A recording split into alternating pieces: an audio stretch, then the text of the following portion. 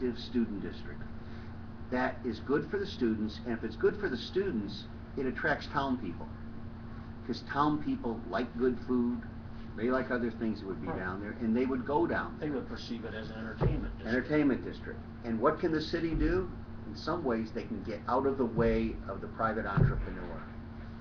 Does that mean having pole barns down there? No, I think the pole barn fell down.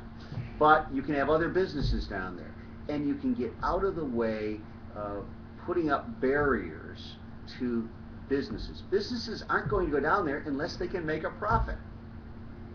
So, you can't say, oh, God, we're going to have, if we do this, there's going to be 50 saloons down there. No, there won't be 50 saloons down there because they'd be all broke. It's a business model. And they're business people. They know how to make it. The city isn't, but the people that you would have down there are business people. And they would know how to make businesses. So, there again, you can do, cities don't have, okay, here's a grant. Go do this, go do that. That doesn't exist anymore. And if it does, there's so many strings you don't want it. Create a climate where you can look at that as being a student district with a major highway going right down through the middle. Now somebody said, well, we should get rid of the highway. Somebody else told me, there's going to be an interstate that's going to connect Carbondale to 64. And I said, not in your lifetime. You're relatively young. We've got to be realistic. These things just aren't going to happen. Or we're going to build this huge technology thing. And I go, how many years did it take to build the transportation thing, which is not built yet? Let's be realistic and let's see what we can do without waiting for a government handout. Private business people can do a lot. Now, it would help if this university recruits some more students.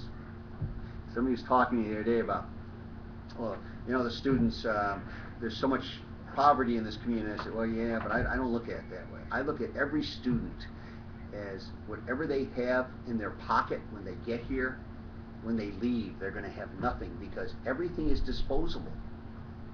They don't build up assets. They don't save money. They've got, $300 a month, for whatever the amount of money they have.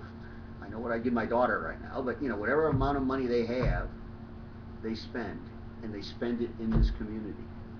And you bring several thousand more students in this community with that disposable income they've got, aside from what it does for the university's revenue as far as tuition. That makes a huge impact. Chancellor Chang, if there's any way I can support her, I hope Dr. Pichard lets her do her job and supports her, and I hope the board does. And I hope the faculty out there will start working a little bit more together on some of these things and become part of the recruiting process. Because I look at, our daughter ended up going to, she was only looking at small liberal arts colleges. And when she was going to those schools, she was getting calls from professors, students, when she played tennis, coaches, this kind of stuff. It was like a group effort from those schools, because those schools, they had 1,200 to 2,000 students. They had to get students. And, this university, I found it mind-boggling that, when she was in high school, never any contact from SIU, nothing. Her classmates, nothing. And they're finally starting to do some of that. I'm like, what's the matter with them? And here's where we're kind of helpless as a community. You as a newspaper, there's only so many papers you can sell. But if they bring in more people, you can sell more papers. So I just hope that university, really gets its acting here. You said something about you hope Dr. Pichard supports her, meaning Rita Chang. Do you have any doubts that Pichard has been supportive of past chancellors, or? I can't remember all the past chancellors. Can you name them all? No, we talked about the publishers that were here before. Well, I can name the chancellors that have been here since I've been here, and I've been here about 4 years. There's been too many. Yeah. We started out with Trevino, and then bad hire. Not the greatest, and then Sam Goldman, who did a pretty good job as a caretaker, I guess. No recruitment. Yeah, right. No recruitment. And then we've got Rita Chang. So 3 and 4 years. That seems like a high number. Well, and if you go back and look at it for 10 years, right, it's ridiculous. the university, I am so hopeful that this woman has the not just the ability, but the character and the determination and the staying power, and will get the support so that she can stay. You can't do a job that needs to be done out there in a couple of years.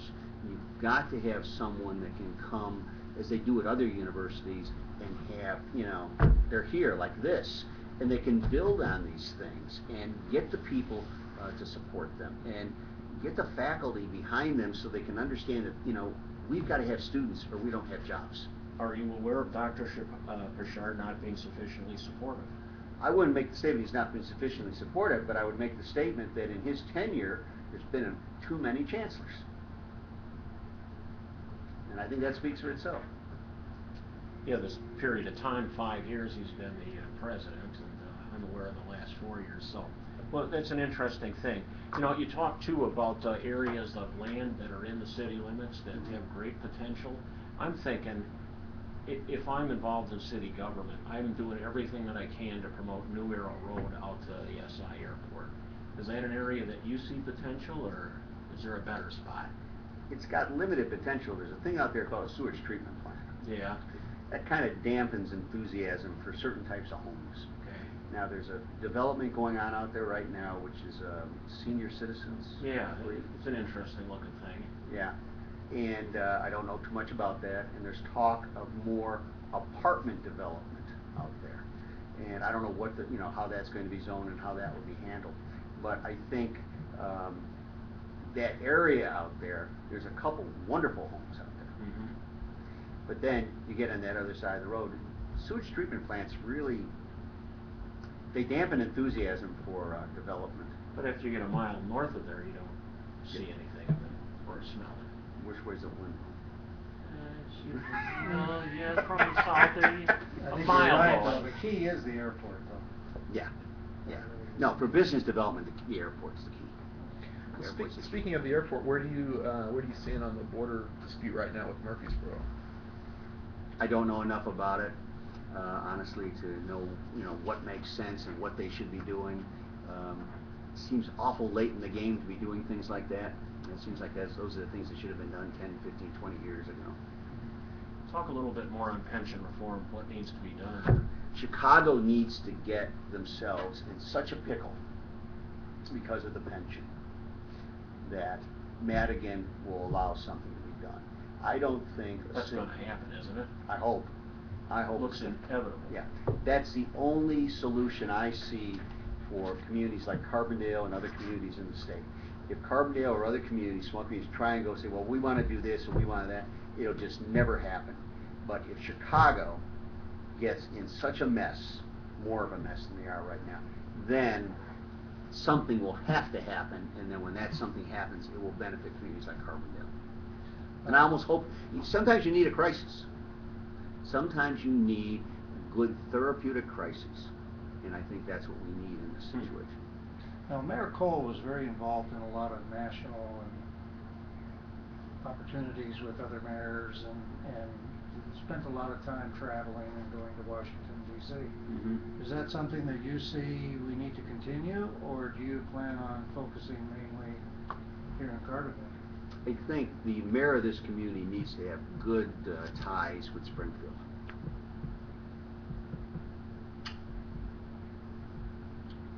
Last time I was in Washington, D.C., I was in the Air Force, and I remember landing in Andrews in the middle of the night and getting lost trying to get to National. I don't think I went back. I just don't see my role as being involved on organizational types levels and national. I just don't see where the community would benefit that much. Do you need to have involvement with local legislators? No question about that. No question about that. And the legislators need to be people who are not just representing Carbondale, but kind of around, because we employ their constituents in this community, the university, the medical establishment, and their people come here and they spend money, taxing, entertainment money. But and the Springfield connection has to be strong. That's it. Is there anything we neglected to ask you that you're just itching to bring up? Can't think of it. All right. Probably is, but I can't think of it. Brent, you got anything more? Covered a lot of ground. Took an hour, had an interesting conversation. Want to thank you for stopping in. It was real enjoyable. Thank you for having me. And I look forward to whatever decision you make. Right. One way or the other. If we did endorse you, you would think that was a good thing? Oh, I would think that's a very good thing. I would think that's very good. Okay, Thanks. George.